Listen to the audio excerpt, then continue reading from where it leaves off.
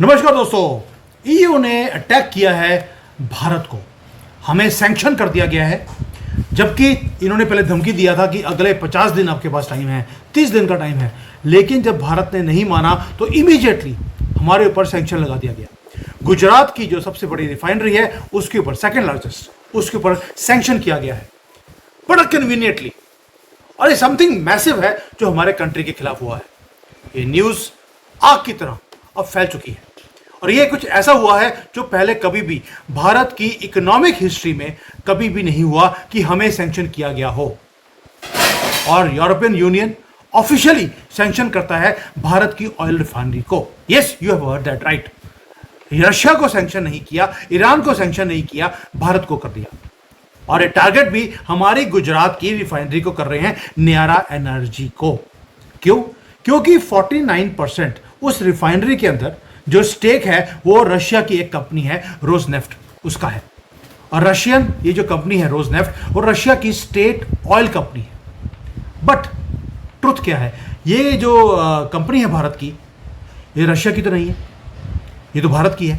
यानी कि रशिया को सैंक्शन करना है तो भारत को सैंक्शन कर दिया। रशिया की जो रिफाइनरी है भैया, उसको आपने सैंक्शन क्यों नहीं किया? हमें कर दिया। सिर्फ इसलिए कि जब इनको पिछले 2-3 साल से जब तेल चाहिए था, रशिया के ऊपर सैंक्शन था, तो भारत से तेल लेते रहे।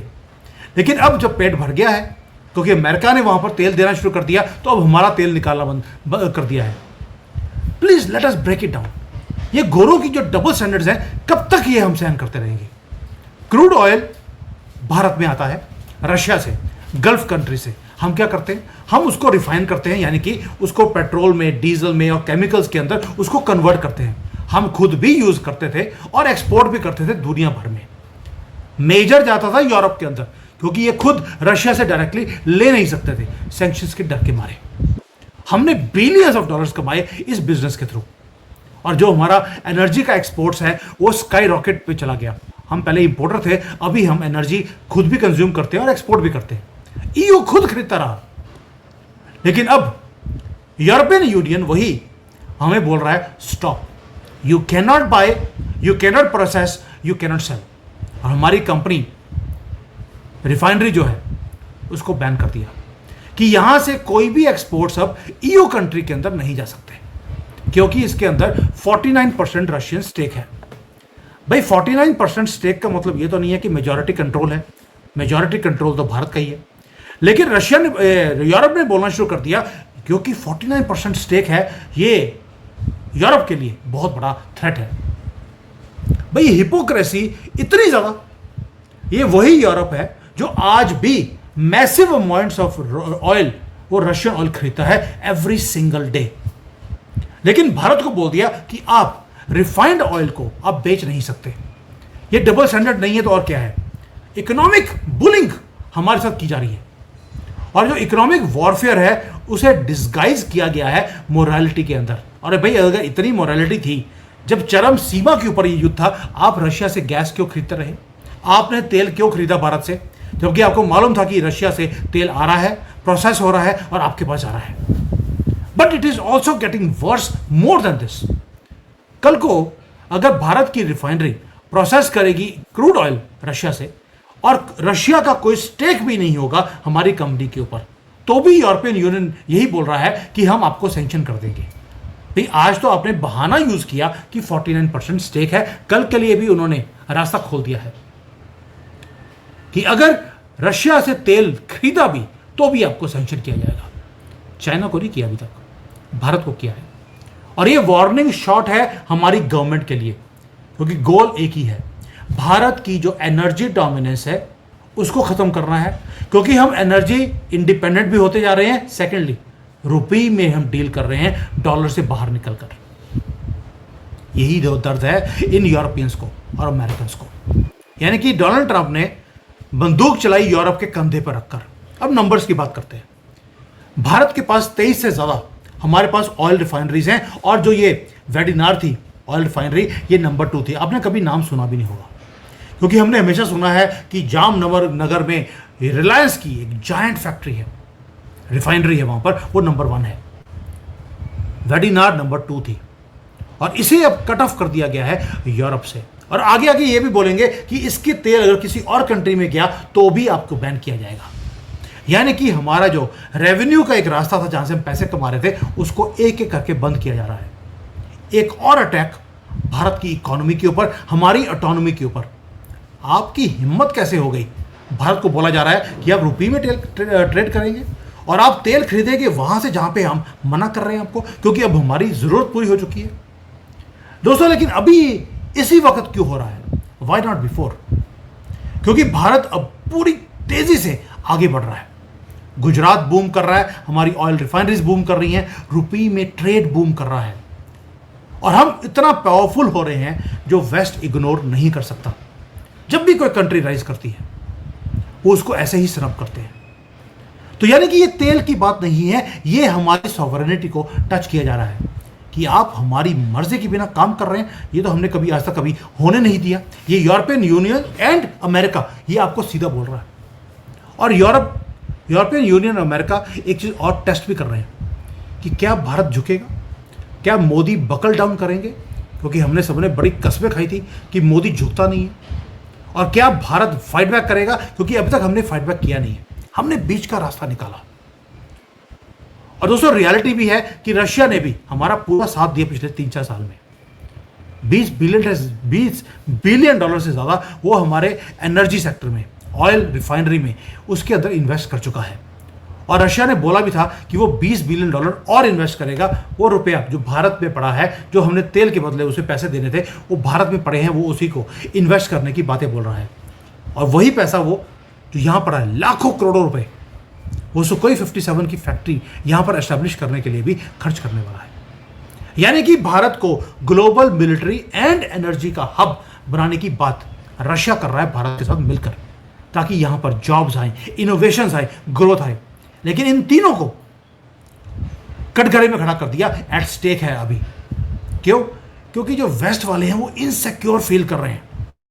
3 साल से तो खरीदते रहे हैं हमारे से, तब बंद कर देते जब आपके पास यहाँ पे ना तेल था ना गैस थी। सर्दी में इनकी कंट्री, इनको अपने आईफल टावर में बड़े बड़े जो मॉन्यूमेंट्स हैं उसके ऊपर बिजली बंद करनी पड़ती थी, क्योंकि इनके पास तेल और गैस नहीं था। और आज होते हैं भारत को सेल्फ रिलायंट नहीं बनना चाहिए। क्यों? क्योंकि हम राइज कर रहे हैं इनसे तेज। और ये बात बोलते हैं कि आप डिपेंडेंट थे, डिपेंडेंट ही रहिए और सबमिसिव रहिए, जैसे मनमोहन सिंह थे। हाथ जोड़ के बोलते थे, भाई बाप जैसे बोलेंगे कर देंगे, फूड पॉलिश भी कर देता हूं मैं तो। ये मनमोहन सिंह की लैंग्वेज थी। जब IMF ने हमें बोला कि अपनी वैल्यू को, रुपए की वैल्यू को डीवैल्यू कीजिए, मनमोहन सिंह को 20% बोला, 50% कर दिया कि सर हमने डबल कर दिया आपके कहने पर, क्योंकि दुनिया के सबसे बड़े वो इकोनॉमिस्ट थे।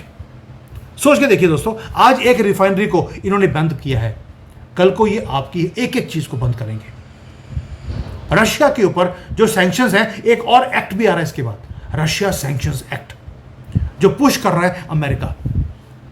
वो अगर पास हो गया, यानी कि जो अमेरिकन सैंक्शंस हैं वो हमारी सारी की सारी जितनी ऑयल कंपनीज हैं और बाकी की कंपनीज जो रशिया के साथ ट्रेड करती हैं उनके ऊपर सैंक्शन लग जाएगा। हमारी इंडियन रिफाइनरीज के ऊपर, हमारे इंडियन ट्रेड के ऊपर। वो स्टेप 2 है। यानी कि ये जो गेम है it is bigger than energy. ये जियोपॉलिटिकल चेस है। अब आप में से लोग बोलेंगे, भैया आपने तो कल बोला था भारत जीत रहा है, आज आप बोल रहे भारत हार रहा है, क्योंकि नई सिचुएशन आ गई है। कल हमने इनको आंसर दिया था इनकी भाषा में। अब ये जियोपॉलिटिक्स है, इसमें हर रोज सामने वाला भी कोई गोटी खेलेगा। इन्होंने खेल दी, उन्होंने गोटी एक खेली है, भारत को पनिश किया जाए। और पनिश इसलिए करना है क्योंकि आपने इंडिपेंडेंट ट्रेड पॉलिसी चूज किया है। आपने हिम्मत करी कि आप चीप ऑयल रशिया से खरीदते हैं, उसे रिफाइन करते हैं और उसे एक्सपोर्ट भी करते हैं। और आपने रिफ्यूज किया वेस्टर्न कमांड जो वहां से आ रही है उसको फॉलो करने के लिए। मैं आपसे पूछता हूं जो सुन रहे हैं, क्या ये वो दुनिया है जिसमें हम रहना चाहते हैं, जहां पर वेस्ट वाले पिछले 100 सालों से हमें डिक्टेट करते रहे हमें क्या करना चाहिए क्या नहीं करना चाहिए। 2 नेशन थ्योरी के चक्कर में हमें यहां पे 2 कंट्रियां बना दी और वो मुसीबत आज तक हमारे गले पड़ी हुई है। इनको इतना ही शौक है, क्या भारत को 2 नेशन थ्योरी इन्हीं की कंट्री में अपनानी नहीं चाहिए? क्या आयरलैंड स्कॉटलैंड अलग नहीं होने चाहिए? अपनी पॉलिसी अलग बनाइए। एल्बर्टा है, क्या उसको कनाडा से अलग नहीं होना चाहिए? क्या कैलिफोर्निया को अमेरिका से अलग नहीं होना चाहिए? हमें भी सपोर्ट करना चाहिए टू नेशन थ्योरी। भी आपको पैलेस्टीन बड़ा अच्छा लगता है तो कैलिफोर्निया भी अलग कर दीजिए, क्या फर्क पड़ता है? टू नेशन थ्योरी एक्सपेरिमेंट हो जाएगा। और हम भी देखते हैं कि आपकी थ्योरी जब आपके ऊपर अपनाई जाती है, जहां पे आपको सैंक्शन किया जाए, तो आप सर्वाइव कैसे करते हैं? हमारी आज ग्रोथ हो रही है भारत की, तो आपको थ्रेट दिखता है पर वेस्ट को? और क्या ये जो इकोनॉमिक टूल्स हैं आपके हाथ में, इसको आप वेपन की तरह यूज करेंगे? जहां पर हमारी जो सॉवरेनिटी है उसको आपने कटघरे में खड़ा कर दिया। दोस्तों, ये टाइम है बोलने का। ये आपके कमेंट्स बहुत इंपॉर्टेंट है। ये टाइम है इनकी हिपोक्रेसी को एक्सपोज करने का। जब आपका मन करता है तेल खरीदने का हमारे से, आपने खरीदा। आज आपको जरूरत नहीं है, इमीडिएटली आपने सैंक्शन कर दिया। ये भारत फर्स्ट हम लेके चल रहे हैं। जब से पिछले 10 साल से हमारी गवर्नमेंट बनी है, इस देश की गवर्नमेंट बनी है। इस चीजों को अनकवर करना अब हर रोज हमारा सबका फर्ज है। गवर्नमेंट अपना काम कर रही है, वो करती रहेगी। आप सोच के देखिए, गुजरात को टारगेट क्यों किया जा रहा है? प्लेन भी वहीं पर क्रैश करवाया गया क्योंकि गुजराती जो थे अपनी पूरी फैमिलीज के साथ यहां आए थे, वो जा रहे या घूमने जा रहे थे या वापस घर जा रहे थे, उनको टारगेट किया गया। उसके बाद नॉर्थ ईस्ट को आग लगाने की बात की जा रही है, राहुल गांधी को वहां भेजा गया है। बांग्लादेश में स्टारलिंक ने कोऑर्डिनेट्स देने शुरू कर दिए हैं बांग्लादेश की आर्मी को, और भारत के ऊपर सैंक्शन कर दिया गया है। क्या आप डॉट्स जोड़ रहे हैं?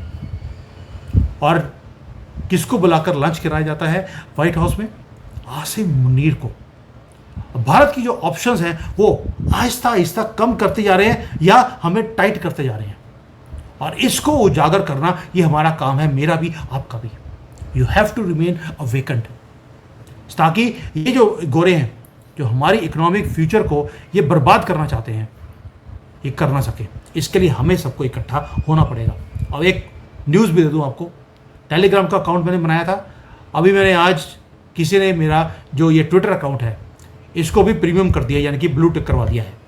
तो अब वो हो गया है, उसके अंदर मैं और रेगुलरली अब चीज़ों को पोस्ट करूँगा। Please you can join our WhatsApp group जो मैंने डाला हुआ है यहाँ पर। टेलीग्राम के अंदर सारी वीडियोस मैं डाउनलोड कर रहा हूँ, आपको वहाँ पर एड फ्री एड सारी वीडियोस हमारी दिख जाएगी। स्मॉल कंट्रीब्यूशन टुवर्ड्स यू कि भाई अब हमें आगे चलने के लिए सबको इकट्ठा होना पड़ेगा, वरना ये लोग रुकने वाले नहीं हैं। पूरी की पूरी इन्होंने गेम बिछा दी है हमारे कंट्री के सामने। Bharat is under attack. This should go into your mind कि अब हम अकेले हैं, we are against the whole world. अब कैसे सर्वाइव करना है और कैसे ग्रो करना है, इसके ऊपर देखते हैं मोदी जी अब कौन सी चाल चलते हैं। थैंक यू, जय हिंद, वंदे मातरम।